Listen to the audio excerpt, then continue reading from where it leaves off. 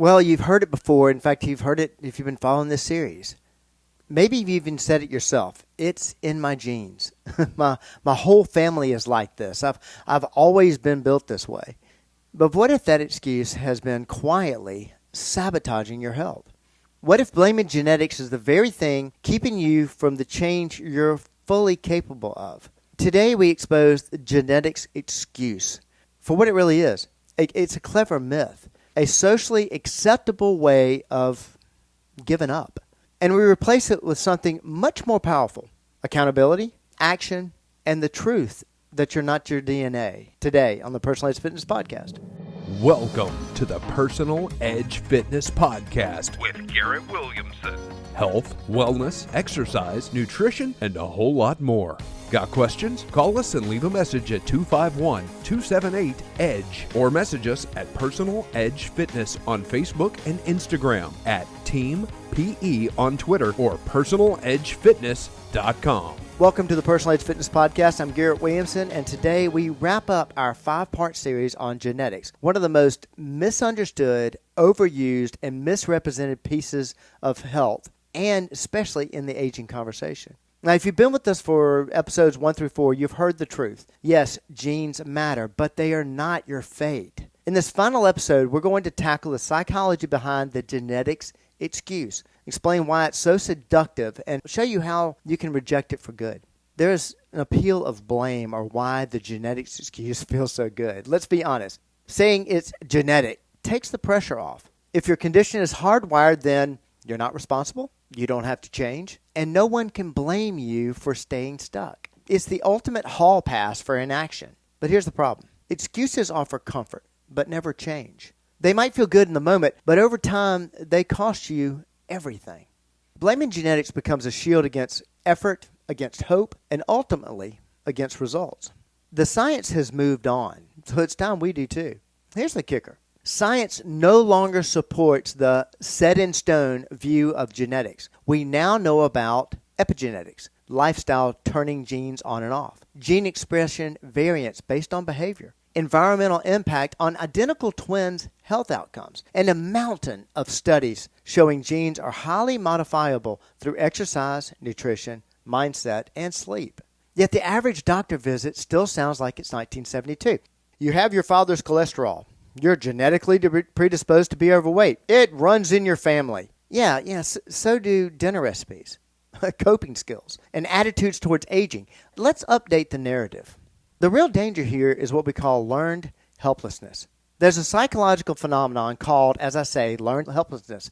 It happens when a person feels so powerless for so long that they stop even trying, even when the situation changes. The genetics excuse breeds exactly that. When people are told again and again that decline is inevitable, that their genes are broken, that it's just how it is, they stop trying. They don't exercise because it won't help. They don't change their diet because my whole family eats this way. And they don't challenge themselves because it's too late anyway. This mindset doesn't just stall progress, it accelerates decline. And is the biggest danger of the genetics excuse. And it's not the genes doing the damage, it's the excuse that convinces you to do nothing. Excuses are made of fear, not fact. Why do people reach for the genetics excuse so quickly? Because it's less painful than hope. Hope implies risk. Hope says, try again. Hope demands change, and change is uncomfortable. But it's far easier to say, it's in my bloodline, than I haven't made the effort yet. The genetics excuse is rarely about science. It's about emotion. It's about avoiding responsibility, shame, or failure. And I get it. No one likes feeling like they've wasted time or effort. But if you don't let go of the excuse, you'll never get the reward. Effort still works, even with bad genes. Let's reframe this. Even if you don't have predisposition towards something, so what? High cholesterol gene, fiber, exercise, omega-3 still lower it. Obesity gene, caloric balance still trumps DNA in the long run. Alzheimer's gene, exercise, community, and sleep still daily offset that. The interventions still work. You don't get to throw in the towel because you're holding a slightly tougher hand. Life isn't fair. But it's responsive, and your body rewards effort every time. Now, here's the uncomfortable part. What the genetics excuse may really be covering. Maybe you don't want to track your meals. Maybe you hate exercising. Maybe you're afraid to fail. Maybe change feels overwhelming. These are valid emotions, but let's call them what they are. Because saying it's in my genes is a lie. If the truth is, I don't want to be uncomfortable. You deserve honesty, because honesty leads to agency, and agency leads to results. All right, how are we going to retire this excuse without shame? How do you break up with the genetics excuse without feeling ashamed and overwhelmed? Simply try this process. Acknowledge your story.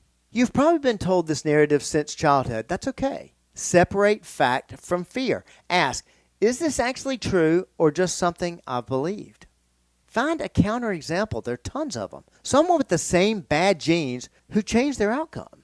Pick one action, not perfection, just progress. Walk 10 minutes a day. Cut one soda. Meditate 3 minutes. Do some minor change. And track a new narrative.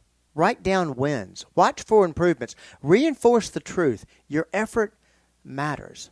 Let me give you some quotes to rethink this whole gene excuse.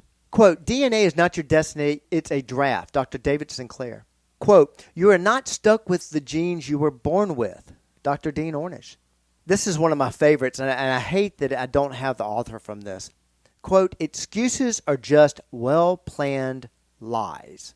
Quote, your biology adapts to your beliefs. Dr. Bruce Lipton.